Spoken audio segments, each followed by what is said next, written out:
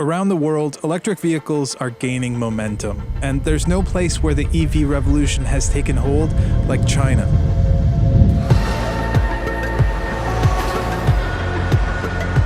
The world's largest car market is leading the charge in the adoption of zero-emission vehicles, largely due to government subsidies and mandates. And while most of the attention on mitigating pollution is directed at passenger cars, the Chinese have prioritized another area that will have a bigger impact: buses. In 2018, about 80,000 electric buses were delivered globally, 99% of which were delivered in China. We estimate that approximately 89% of all electric buses delivered globally will be delivered in APAC by 2025. To the credit of the Chinese government, they realized very early on that this transition globally was going to take place. China very strategically looked at markets like urban cars and urban buses, and they have been spending billions of dollars to move them off of oil. And if you look at the impact that that's had on China, they have reduced their daily oil consumption by over 200,000 barrels of crude oil. Buses consume considerably more fuel than the average car, making the transition to electric significant in reducing consumption of fossil fuels. Buses are responsible in many cities for the majority of specific pollutants and tailpipe emissions. That's because they drive a lot of miles per year, and they're very fuel inefficient as diesel applications. The more cars they could take off the streets in China, but more importantly, more of the diesel buses they could take off the streets would help air quality in China. In the US, however, the adoption of zero-emission buses is happening at a much slower pace. Interact Analysis says the US had just 300 buses delivered in 2018, compared to the 78,000 in China. I think our biggest obstacle here in the U.S. is that we're slow to adopt to new ideas, and we get very comfortable in just the status quo.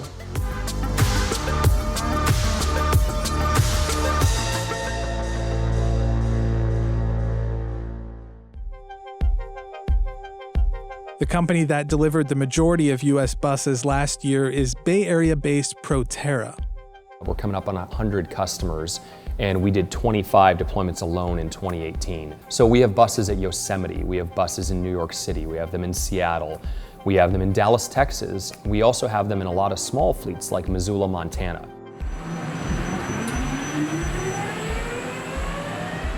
So we went through the effort of designing a vehicle from scratch to be an electric vehicle. And that meant rethinking a lot of things that you do in a bus, where the motor is going to be located, where you'd put the energy storage. But ultimately, that gets you to a much higher performance design, and that's why our vehicles have a better handling characteristic and longer range than previous attempts at electric buses. Before joining Proterra as CEO, Ryan Popple got his start working at Tesla. Companies like Tesla are doing a phenomenal job in terms of changing this market and changing mentalities around passenger cars. And so the opportunity we have at a company like Proterra is to take state-of-the-art EV technology and make it accessible to every single rider in a city. Compared to diesel buses, battery electric is far more efficient and can result in significant cost savings for transit agencies. Our buses use around 2 kilowatt hours of electricity per mile. And if you take the average price of electricity in the US, that's about 10 cents a kilowatt hour. So you need 20 cents of electricity to move our bus 1 mile. Diesel buses, they only get 4 miles to the gallon, and that's on a good day. So if you take today's diesel prices in California, you're probably burning 80 cents of diesel fuel per mile that you drive. While adoption of battery electric buses has been slow, state mandates are starting to expedite that process. New York City, the largest transit agency in the US, has plans to take its fleet all electric by 2040. And California has taken an aggressive stance in reducing vehicle emissions, requiring all new buses to be zero emissions starting in 2029. As of December of 2018, the California Air Resources Board voted 12-0 that the entire bus fleet of California is going zero emission. When that happened, it was a pretty bold statement, but my own personal belief is that transit operators everywhere are going to move in that direction much faster. San Jose Airport recently converted a portion of their shuttle fleet to Proterra electric buses. San Jose Airport, as a microcosm, it's an example of what we think the entire bus industry could look like 10 years from now. The major thing in deciding to get electric buses was really the initiative that our city has and our mayor has for sustainability and going green. Right now, we're in a bit of a transition phase where we have our current CNG fleet mixed with our electric fleet. But here very quickly, we'll slowly phase out our CNG fleet. These vehicles are part of the City of San Jose's long-term sustainability plan. They have a path to run on 100% carbon-free electricity. So they are zero emission today to the local community, and their future is to be a zero carbon transportation system as well.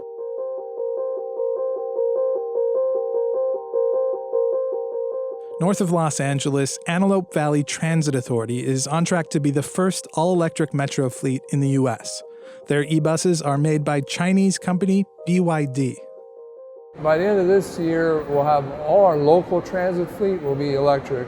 The only diesel buses will be left are the 30 or so commuter vehicles that take our customers down to LA.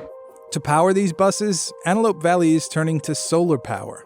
We have enough solar capacity on hand now to run the maintenance shop, the administration building, basically everything but charging the buses.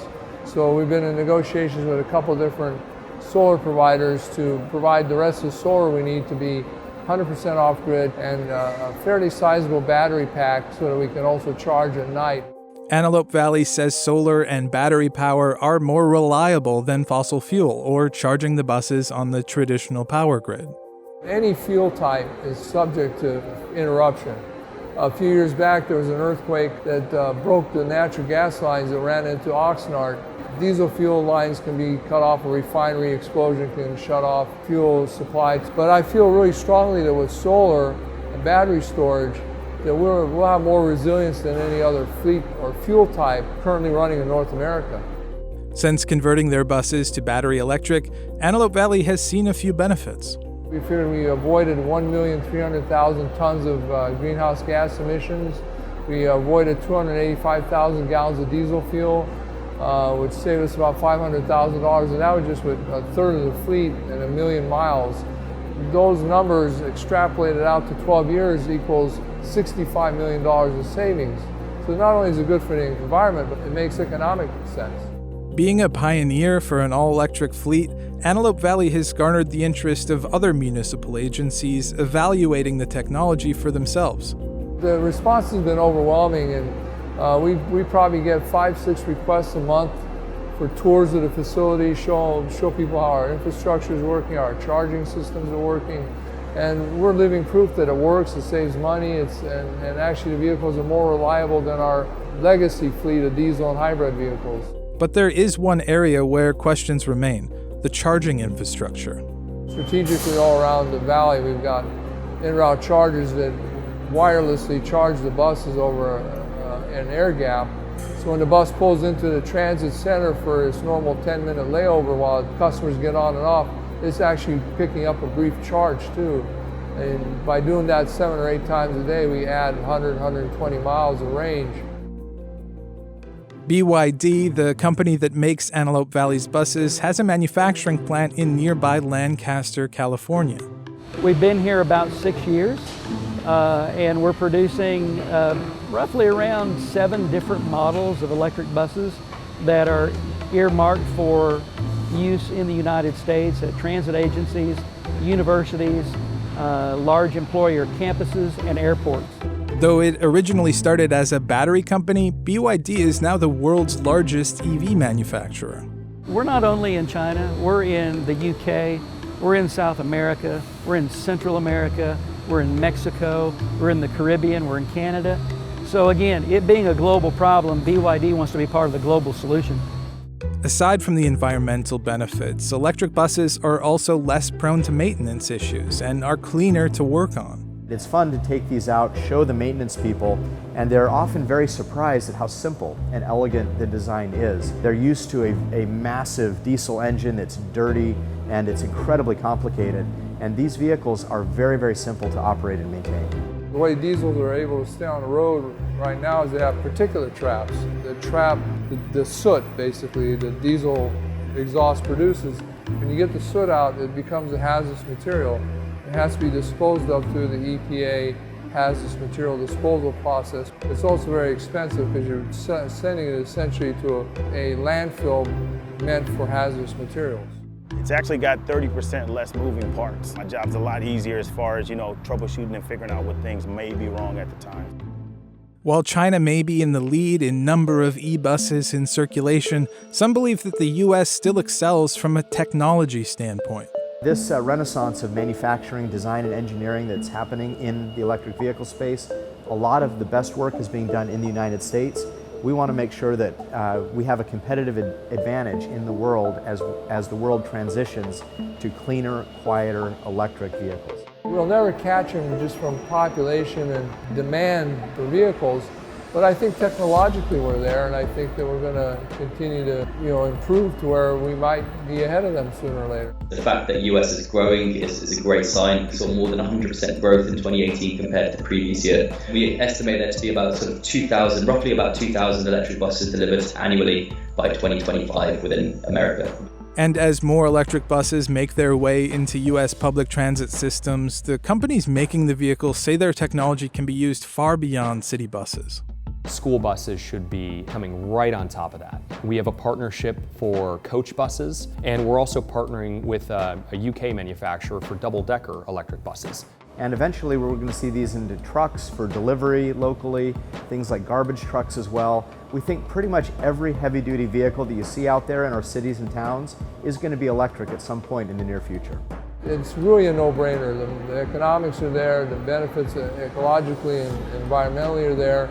And I think what China has done is showing leadership to the world, funding and pushing forward their own fleets to get green and clean. In the United States, we've got probably 5 companies now that are doing electric buses, and virtually every automaker is introducing an electric vehicle. So I think the change is here for good.